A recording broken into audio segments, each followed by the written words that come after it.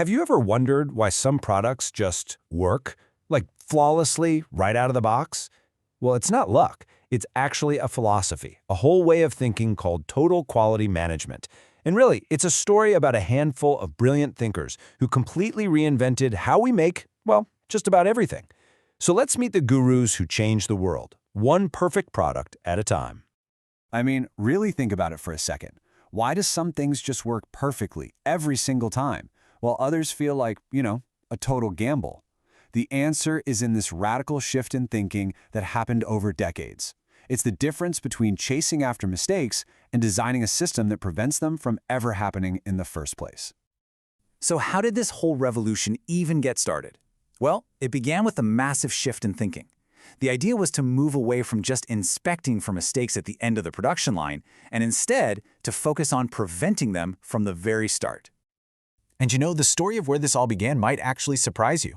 In the 1950s, post-war Japan brought over American statisticians to help them rebuild their industries. And what happened next? It sparked a national quality movement that was so unbelievably successful that by the 1980s, Japanese cars and electronics were just dominating the globe. This was a huge wake-up call that forced Western companies to adopt these new principles, which today are literally the foundation of global standards like ISO 9000. And this was the big paradigm shift. The old way, it was this expensive game of catch-up. You'd find and fix defects after they were already made. The TQM way, though, is all about prevention.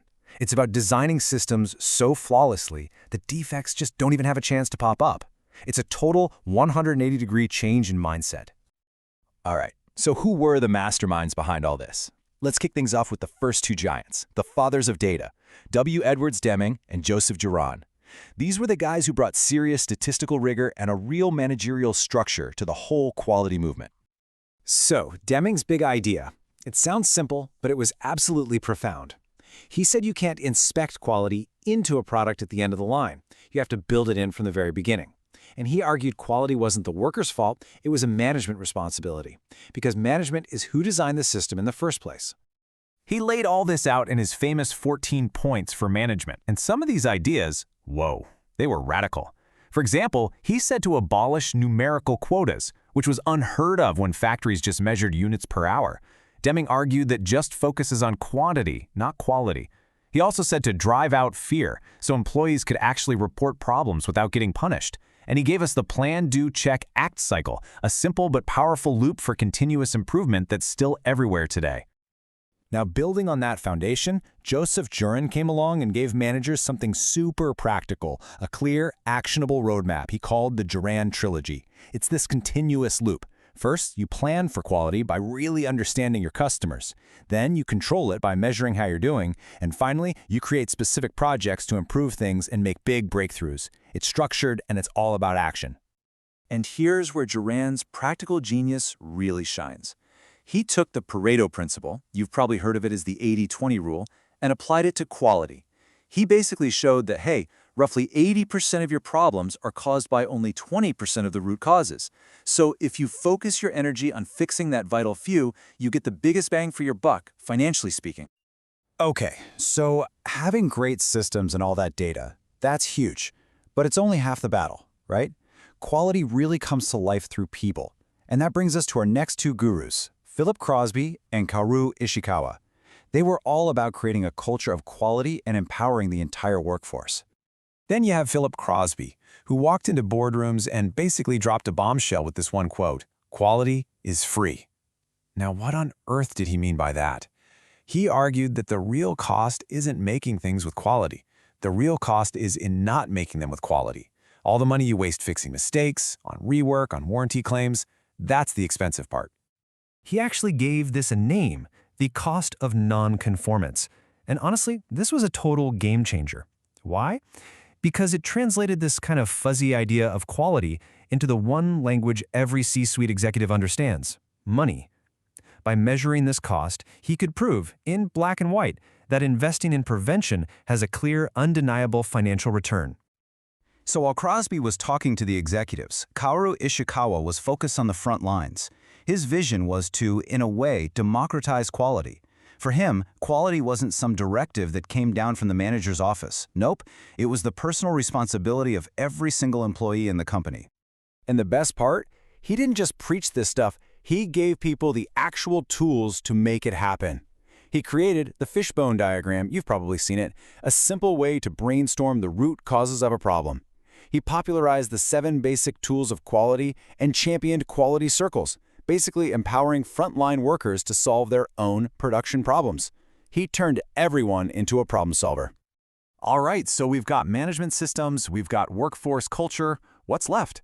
Well, our final guru, Genichi Taguchi, he took this whole idea of prevention to its absolute logical extreme. He pushed the concept of quality all the way back to the very, very first step, the design phase. Taguchi came up with this really powerful concept he called the loss function. The idea is that any deviation from the perfect target value, even if it's technically within spec, creates a loss to society. That loss could be hidden costs down the line, slightly worse performance, or even just a little bit of customer dissatisfaction. Think about what that does. It completely flips the goal of design on its head. The old goal was just to stay within the lines, right? Conformance to limits. If a part was in spec, you called it good. But Taguchi's goal was to hit the bullseye every single time. Conformance to the perfect target. For him, closer is always better. And the way you get there, he said, is through what he called robust design. The whole point is to design products and processes that are basically immune to noise. You know, all those unavoidable variations in manufacturing, in the environment, or even in how a customer might use the product. It's about engineering quality to be resilient right from the very start. So when you step back and you look at all these different pieces, what do you get? What happens when you put it all together?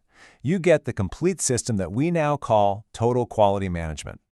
And this really shows how it all snaps into place like a perfect puzzle.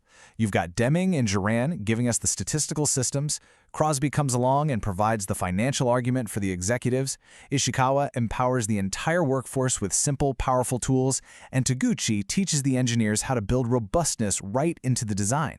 See, each guru added an absolutely essential piece. So what's the big takeaway here? Their collective work had this just immense impact. They completely transformed the idea of quality from a simple activity at the end of the line into a strategic, company-wide system that involves every single person and every single department. And look, this isn't just some dusty old history lesson. The DNA of these gurus is everywhere in the modern business world. That famous DMAIC cycle in Six Sigma, it's a direct descendant of Deming's PDCA cycle. Lean manufacturing, it relies heavily on Ishikawa's tools. And Taguchi's robust design principles are a cornerstone of design for Six Sigma. Their thinking is still the backbone of how great companies operate.